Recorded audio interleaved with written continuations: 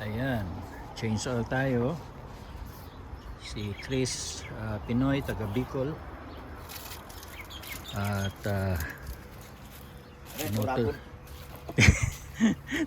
tinutulungan tayo dito. Bumili lang ako ng oil saka filter.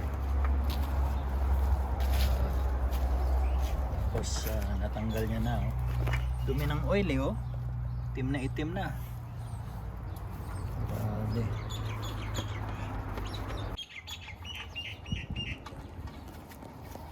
Ayan. Change oil and filter. So, binili ko tong oil sa Repco. Medyo makamura.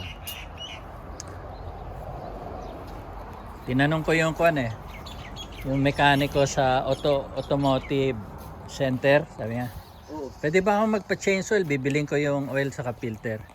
Ay, hindi namin gusto yun. Hindi namin gusto yun. Pwede, pero ayaw namin yun.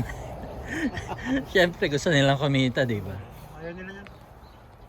Yung? Ano bang magsasabi mo? Pwede ba bibili ako ng oil at saka filter, tapos kayo na lang mag-change ng oil? Pwede, pero ayaw namin. Sabi. Nga naman. So, na-drain na yung oil. At napalitan na yung filter. Ngayon naman, lalagyan na ng oil. Ang oil ko is 10W40. 10 watts. Ano ibig sabihin ng 10W? Ano yung W? Ano ibig sabihin ng W? Yung base ng open niya.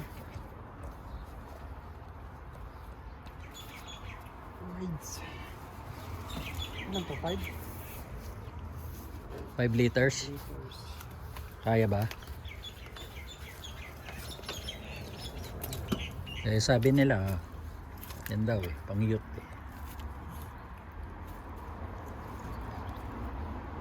6 cylinder kasi po. Ha? 6 cylinder. Alam niyo kasi ilang pang youth, yung 4 cylinder eh. Ito 6 Okay. cylinder to eh. So kulang. Tingnan natin.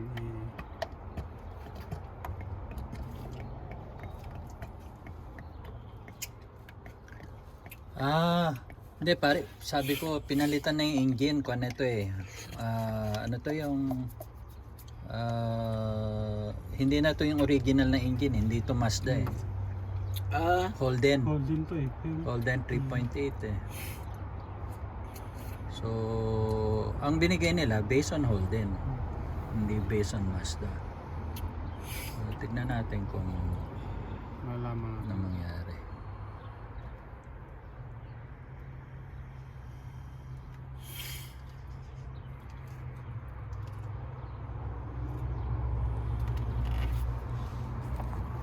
Anong tawag dito? Yan ang bulb cover. Valve cover. Ito yung rocker arm. Yan ang rocker arm. Okay.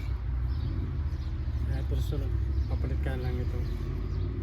Kaya dito nag-cause ng leaking ng oil. Ano ang tawag dito? Sealant? Yung gasket Gasket. gasket.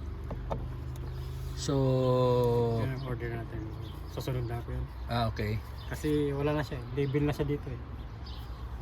Kaya Okay. nag-cause ng leaking yan. So, nakakabili to. Separate. Set na yan. Ah, Order, bibili ka sa mga pan-set na kasi yan eh. saan nabibili yan? I think sa rep. Sa Repco? Sasabihin mo lang yung model. Yung model nila. So, itong linalagay mo, gaano katagal tatagal yan? Ito, basta temporary lang to until na makabili ka ng parts nito eh. Okay. So, yung gasket, ito at saka yun ang bibigay nila. Sabihin mo lang na bulb cover gasket. Bulb cover gasket. Yan ang term ng coin. Bulb cover gasket. Okay. Tapos yun, rocker arm. Rocker arm. Nakakatuwa sa Pinas kasi pag magpapaayos ka, pwede ka manood eh, ano. Oo. Dito hindi pwede. Hindi, bawal kasi ito eh. So hindi mo alam kung talagang pinalitan o hindi, di ba? May times na ganon. Ay, dito kasi kailangan pag magpapayos ka ng sakyan sa loob ka, doon ka sa reception na sakyan eh. Oh, may mga shop kaya na nanloloko rin. Ay, dito parang wala rin. Parang hindi dito, ano, hindi naman sila ganun na ako eh. hindi ko desperado. Hindi naman sila may isang salita rin sila dito na ako eh. Kasi nung nagpa-repair ako kala ko konti lang ang gastos. Abay, inabot ako ng 1,000. Yan sa Fairview. Siguro maraming pyesa na pinalitan na May hindi sila matanggal, so doon natagalan. Sa Oo, oras kung- kasi dito, yun ang pang ano per hour kasi ang usapan dito. Tapos yung isa naman dyan sa Bigyan, yung pyesa siguro na binili nila hindi eksakto. So tapon yun, di ba? Pero babayaran mo yun. Yun talagang Tapos umorder pa sila sa Suzuki. Ayun, nagmahal din. Yun lang. Ano itong mga to? Yun ang ignition coil niya.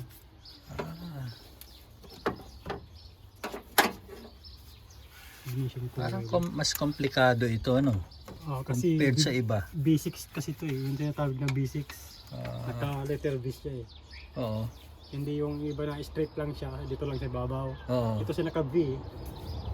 Tanggalin mo ito pag naka V shape siya eh. Kaya yung firing order niya naka separate mo. Malakas sa gasolina, Oh, malakas malakas. din ang power, ano? Powerful, malakas din to. Petrol to. Kasi more on 6 cylinder na siya eh. Pwede manghatak ng boat, ano? Na malaki, ano? Malakas to.